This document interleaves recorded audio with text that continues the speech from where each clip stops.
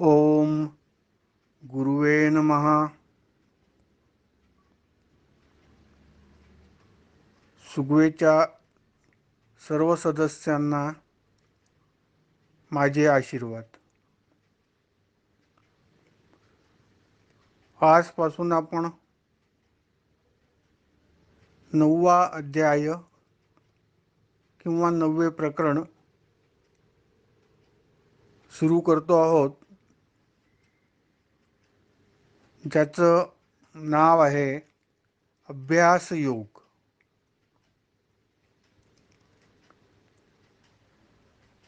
आता या 9व्या प्रकरणात योगी मुकुंदराजांनी अभ्यास योग सांगितला आहे. थोडक्यात मेडिटेशन किंवा ध्यान सांगितलं आहे करायला.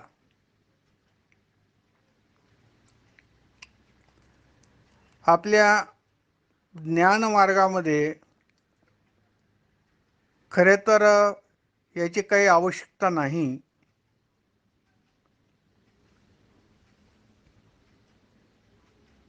श्रवण, मनन आणि निधिध्यासन हाच आपला मार्ग आहे. परंतु शांतो उदांत अशी श्रुती आहे. ज्यांना फार जास्त ज्यांच्या वृत्ती उदांत होत आहेत, फार मन धावतं इकडे तिकडे, शांत होत नाहीत, त्यांचं वेदांताच्या अभ्यासात लक्षही लागत नाही. आणि म्हणून श्रवण मनन निधिध्यासनासोबत थोडा बहुत हा अभ्यास योग आपण करू शकतो. 5-10 मिनिटासाठी, 15 मिनिटासाठी किंवा थोडाफार जास्ती बस. तर याचा वृत्ती शांत करण्याकडे थोडा उपयोग होतो.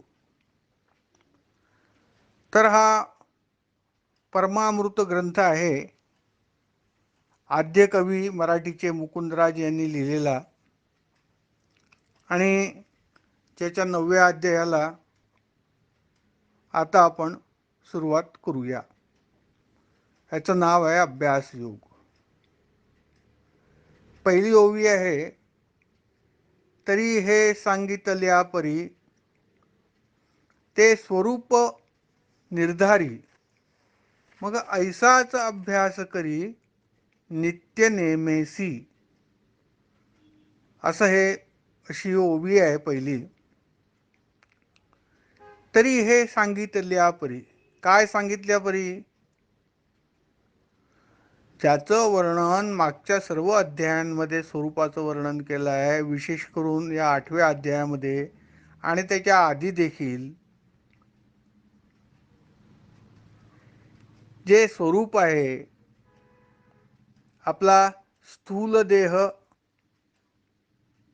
सूक्ष्म देह आणि कारण देह याचं निरसन झाल्यानंतर उरलेला जो साक्षी असा देह आहे, महाकारण देह आहे, जे आपलं स्वरूप आहे, त्याविषयी आतापर्यंत सर्व अध्यायांमध्ये वर्णन आहे. त्यात जसं तुम्हाला सांगण्यात आलं आहे, त्यात जसं आपण अभ्यास केला आहे त्याप्रमाणे तरी हे सांगितल्या परी ते स्वरूप निर्धारी. आता ते जे आपण गुरुच्या तोंडून ऐकलं, ते जे आपण वाचलं, त्याप्रमाणे आपल्या स्वरूपाचा निर्धार आपणच करावा. आपण निश्चय करावा की माझं स्वरूप कसं असेल. मी जर या हातापायाचा देह नाही, मी जर मन बुद्धी अहंकार हा सूक्ष्म देहही नाही, मग मी कसा असेन? हे सर्व काहीच नसलेला मी अस्तित्व रूपाने कसा असेन, स्वरूप रूपाने कसा असेन, याचा निर्धार करावा, याचा निश्चय करावा, हे ठरवावं, त्याच्यासाठी चिंतन करावं. आणि चिंतन करून विचार करून मग आपल्या स्वरूपाचा निर्धार करावा, निश्चित करावं. मग ऐसाचा अभ्यास करी नित्य नेमेसी. हा तुम्ही नियमित अभ्यास ठेवा. ज्याला विवेक चूडामणी ग्रंथामध्ये भगवान शंकराचार्यांनी आत्मानुसंधान म्हटलं आहे. आत्मानुसंधान आणि स्वरूपानुसंधान एकच आहे.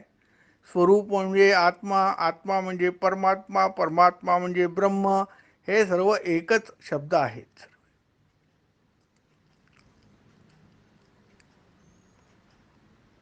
वेगवेगळ्या संदर्भामध्ये वेगवेगळी नावं घेऊन हे शब्द वापरले जातात. अंतिमतः आपल्याला आत्माच जाणून घ्यायचा आहे. अंतिमतः आत्म्याशिवाय काहीही नाही, दुसरं काहीच नाही, दुसरं काही असणे शक्य नाही, असा आपल्या प्राचीन ऋषीमुनींचा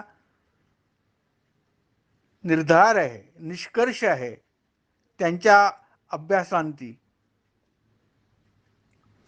आणि जे आम्हाला आमच्या शास्त्रांमध्ये, हिंदू शास्त्रांमध्ये आणि ऋषीमुनींनी सांगितलं ते आम्हाला ऐकायचं आहे.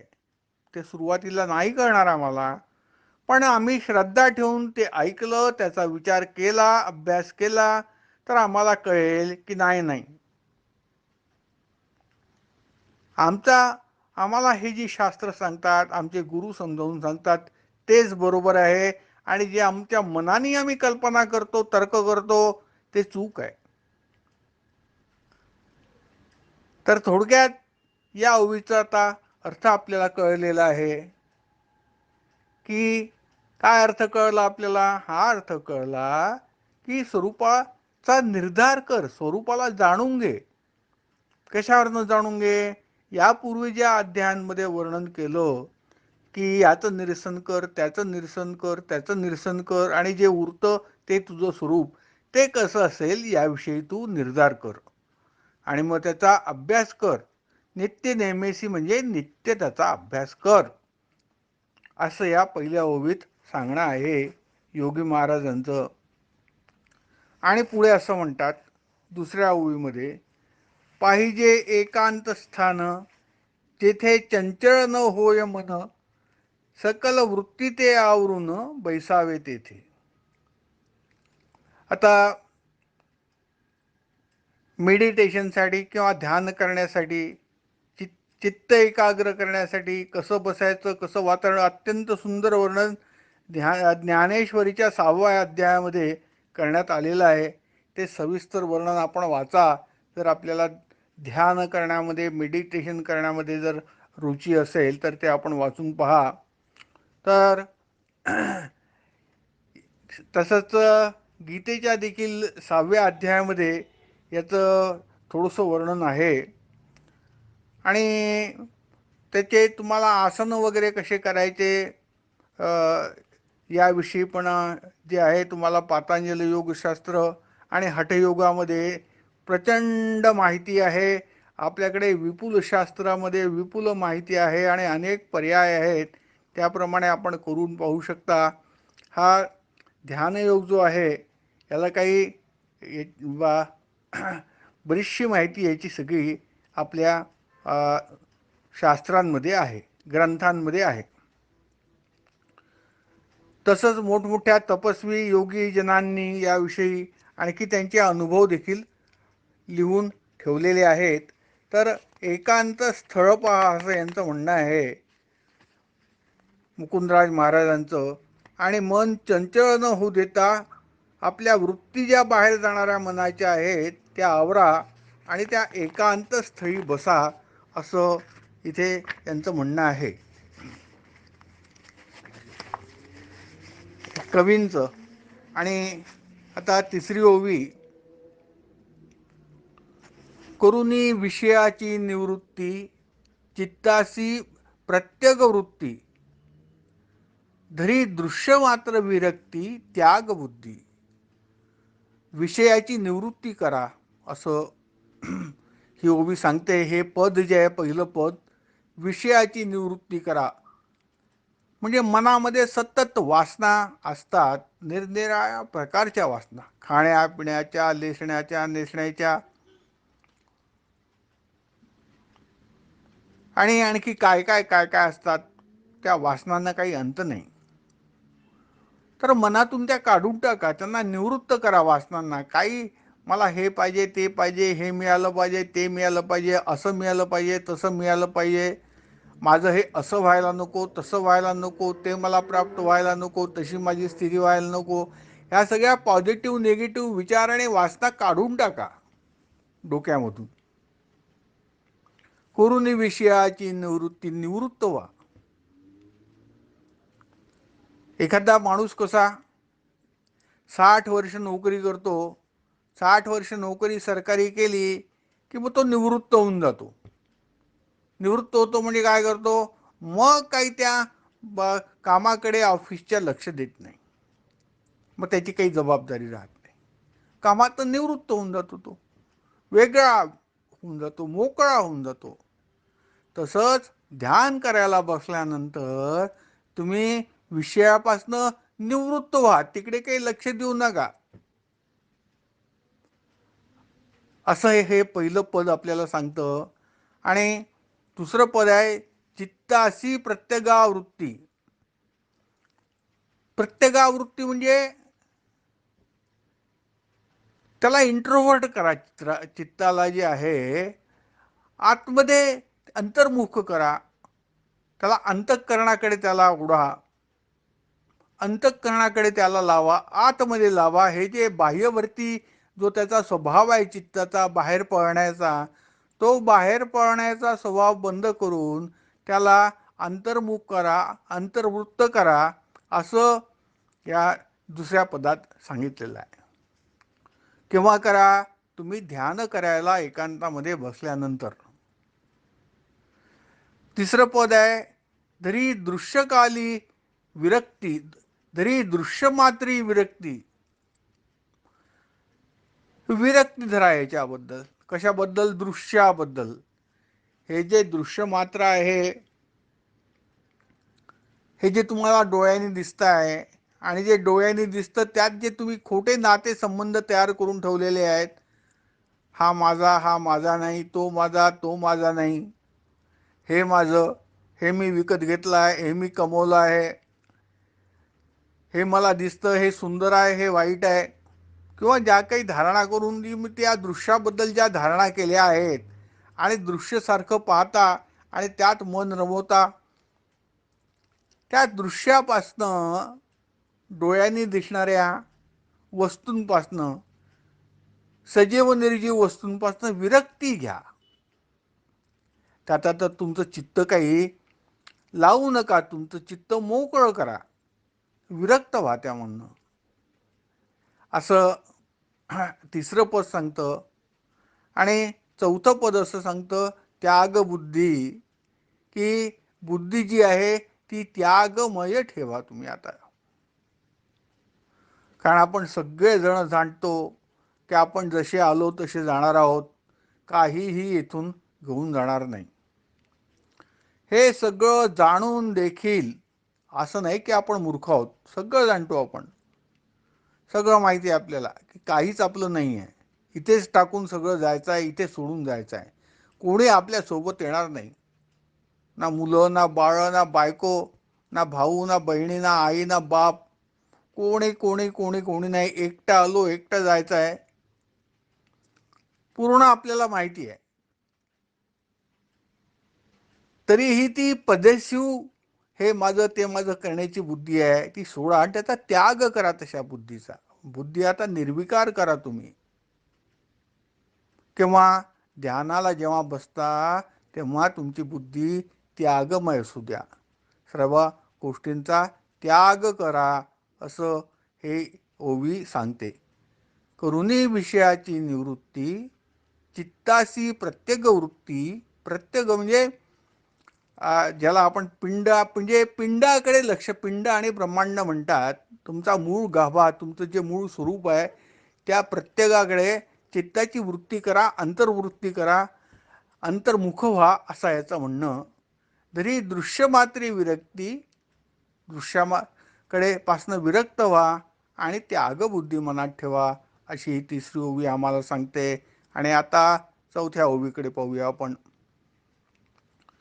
बैसोनी आसनी सावकाशे, अंतरा माझी प्रवेशे, एकवटी इंद्रियाद्वारी बैसे मनोवृत्तीजे. आसनी बसा. आता 3 मुख्य आसन आहेत. वज्रासन आहेत, वज्रासनावरती पुष्कळ पद्मासन आहे, वज्रासन आहे आणि अनेक आसनं आहेत तसे. त्याच्यात तुम्ही त्याची माहिती काढू शकता. तुम्हाला जे चांगलं वाटलं त्या आसनात तुम्ही बसू शकता. आपले संत कप्ती महाराज होते, हे काकासनामध्ये बसायचे. तर उद्या परवा जमल्यास त्यांचा फोटो काकासनामधला आपण देऊ आपल्या ग्रुपमध्ये, की ते कसे आसनामध्ये बसायचे ते महाराज. की ज्या आसनामध्ये ते बसले की त्यांचा त्रिबंध साधत होता. मागे मी लिहिलं होतं बहुतेक आपल्या ग्रुपमध्ये त्यांचा फोटो देऊन, आणि ते कसे त्रिबंध साधन करायचे, बंध म्हणजे काय, ते सगळं लिहिलं होतं. तर याचं थोडंसं माहिती घ्या. एकतर चांगले कोणी योगा शिकवणारे असतील त्यांच्याकडनं, आणि त्यापेक्षा चांगले पुस्तक देखील योगावरती हजारो पुस्तकं आपल्याला मिळतात. आणि स्वात्मारामांचं हे पण आहे, हठयोगाचं पण पुस्तक आहे, ते पण आपण पाहू शकता. त्यातनं योग्य आसन जे तुम्हाला आवडेल ते निवडा आणि त्यावरती सावकाश आपल्या त्या आसनामध्ये बसा. अंतरा माझी प्रवेशे.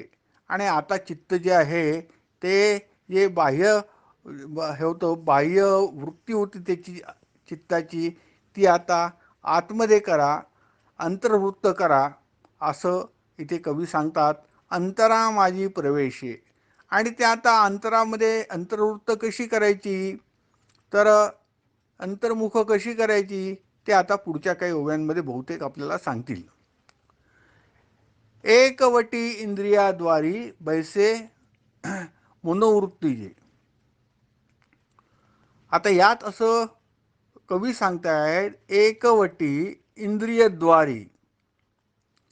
तर हा जो आपलं जे शरीर आहे, तर याला नवद्वार असं म्हटलं आहे. आपण अनेकदा पाहतो आपण नवद्वाराची यात्रा, नवद्वाराचं मंदिर. तेच तर वास्तविक ते नवद्वाराचं जे मंदिर आहे ते आपलं शरीरच आहे. शरीराला 9 द्वार आहे, आउटलेट्स आहेत वेगवेगळी.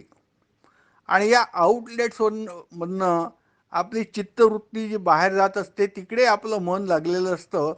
आपल्या मनामध्ये तिथनं जे आहे वृत्तींची ये सुरू असते. तर ती एकवट करा, एकाग्र करा,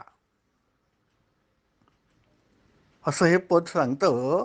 की ती जी वृत्ती आपल्या नवद्वारातनं बाहेर जात असते, ते मन बाहेर जात असतं, म्हणून मनोवृत्ती. आणि वृत्ती म्हणजे काय ते आपण पाहिलं होतं, की जशा ठिणग्या उडतात, आपण असा वाळलेला कचरा पेटवला, काळ्या वगैरे गवत वगैरे वाळलेलं पेटवलं की कशा ठिणग्या उडतात, तशा आपल्या मनामधून, तशा आपल्या चित्तामधून सतत ठिणग्या उडत असतात, वृत्ती उठत असतात. आणि या वृत्ती ज्या आहेत बाहेर फिरत असतात. आणि जो विषय त्या वृत्तीला आवडला, त्या विषयाकार ती वृत्ती होऊन जाते. हा विषय पुढे येईल, पण थोडक्यात तर ही वृत्ती जी कुठून बाहेर जाते, ही त्या नवद्वारामधनं शरीराला जे 9 छिद्र आहेत त्यातनं बाहेर जाणारी ही वृत्ती आहे. तर इथे महाराज सांगतात, गुरु महाराज, की ती तुम्ही एकत्र करा, ती तुम्ही एकाग्र करा. एका विशिष्ट ध्येयासाठी सर्व बंद करून, त्याला सर्व त्याचे आउटलेट्स, सर्व बाह्यद्वार बंद करून त्याला एका ठिकाणी एक एक रस करा. त्याला एकवटी इंद्रियाद्वारी बैसे मनोवृत्ती. तर असा याचा अर्थ या 4थ्या ओवीचा आहे. बैसोनी आसनी सावकाशे. शांतपणे आसनावर बसा. अंतरा माझी प्रवेशे. चित्त अंतर्वृत्त करा, अंतर्मुख करा. एकवटी इंद्रिय बैसे मनोवृत्तीजे. मन जे तुमचं बाहेर धावत आहे इंद्रियाच्या द्वारे, ते तुम्ही एकाग्र करा, असा याचा अर्थ. आता 5वी ओवी पाहू. सांडुनी अभिमान स्थूळाचा. कशाचा अहंकार आहे? स्थूळाचा. स्थूल काय आहे? देह आपला. स्थूल देह काय आहे? आपले हातपाय, आपले नाकडोळे, आपले सर्व इंद्रिय. बापरे बापरे, केवढा अहंकार असतो आपल्याला या देहाचा, आपल्या जातीचा, आपल्या दिसण्याच्या, आपल्या स्त्रीपणाचा, आपल्या सौंदर्याचा, आपल्या काय काय काय काय निमित्त पाहिजे अहंकाराला फक्त. अनेक प्रकारे अहंकार जो आहे भरलेला असतो या स्थूल शरीराविषयी आपल्या मनामध्ये.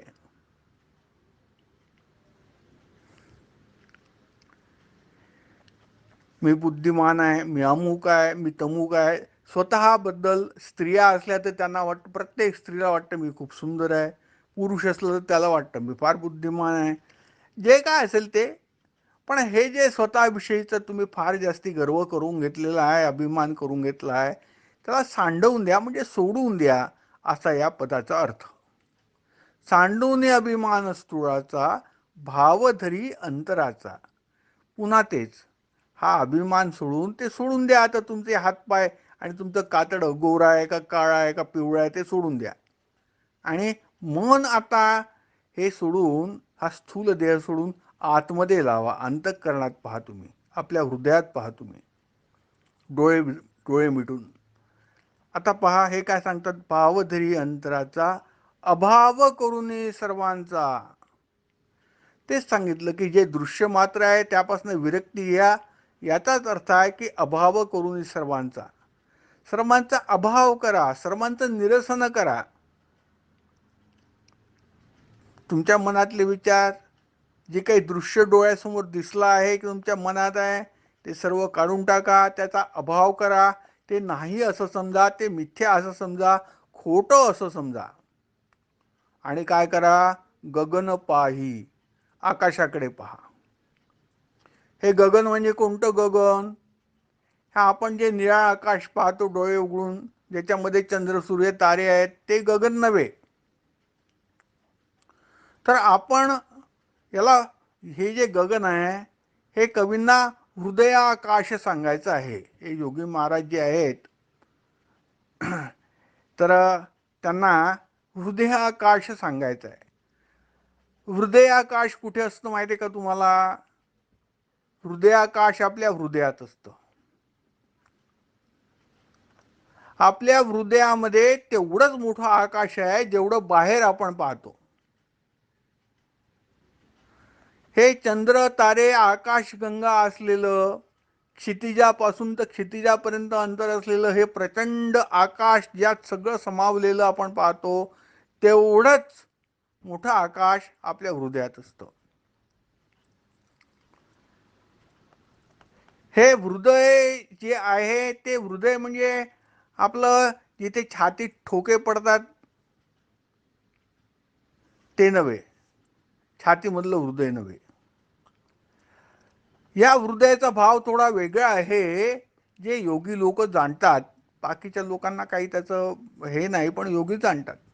हे जे हृदयाकाश आहेत, दोन भुवयांच्या मध्ये जेव्हा आपण ध्यानस्थ बसतो आणि आज्ञाचक्रामध्ये दोन भुवयांच्या मध्ये जेव्हा आपण पाहत राहतो, ते पाहिल्यानंतर हळूहळू हळूहळू हळूहळू हळूहळू अशी वेळ येते की बाहेरचं दृश्य बंद होतं, बाहेरचे विचार बंद होतात आणि आपल्या डोळ्यासमोर, डोळे बंद असताना आणि तिथे दृष्टी लागली असताना आपली आज्ञाचक्रामध्ये, आपल्याला विशाल विशाल विशाल अशी पोकळी दिसते, आकाशा एवढी. कुठे दिसते? आज्ञाचक्रामध्ये. आज्ञाचक्र कुठे आहे? आपल्या दोन डोळेचे दोन भुवयांच्या मध्ये आज्ञाचक्र आहे. या आज्ञाचक्रात आपलं चित्त आपण लावलं, आपलं मन चित्त तिथे लावलं, तिथे लक्ष दिलं की काय होतं, ते आकाश हळूहळू हळूहळू दिसायला असतो. त्याला वेळ लागतो थोडा. एकदम तुम्ही आत्ता डोळे बंद केले आणि आकाश दिसलं असं कदाचित होणार नाही, पण तुमच्या अभ्यासाने किंवा प्रॅक्टिसने आकाश दिसायला लागतं. तर अशी ही पाचवी ओवी आहे की त्या आकाशाकडे तुम्ही पहा, असं आपल्याला मुकुंदराज महाराज, मुकुंदराज गुरु सांगतायत. कारण हे सगळं जे शिकवण आहे ही सद्गुरूंची शिकवण आहे, गुरुची शिकवण आहे. कारण हे ज्ञान गुरुच देतात आणि गुरुच आपल्याकडनं हे सर्व करून घेतात. दुसरं कोणी करून घेऊ शकत नाही. नाही नाही नाही, हा एकाधिकार त्या सद्गुरूंचाच फक्त आहे. याच्यासाठी आपले मायबाप काही कामाचे नाही, मित्र दोस्त काही कामाचे नाही, भाषण देणारे प्रवचन देणारे कामाचे नाही, भजन कीर्तन पूजापाठ करणारे कामाचे नाही, होम हवन करण्याचे कामाचे नाही, तीर्थयात्रा करणारे कामाचे नाही, रोज आपली देवाची प्रार्थना करणारे कामाचे नाही, नाही नाही नाही नाही, कोणी कामाचं नाही. जे ज्ञानी सद्गुरू आहेत, ज्यांना अनुभव झाला आहे, ज्यांना साक्षात्कार झाला आहे परमात्म्याचा, तेच फक्त आपल्याला या गोष्टींचं रहस्य सांगू शकतात आणि आपली आध्यात्मिक उन्नती एवढी करू शकतात की जेणेकरून आपलं साध्य जे आहे ते आपल्याला प्राप्त होईल. मोक्षप्राप्ती याची देही याची डोळा होईल आणि याची देही याची डोळा आपण मुक्त होऊ, हे ज्ञान आपल्याला आपले सद्गुरूच देऊ शकतात.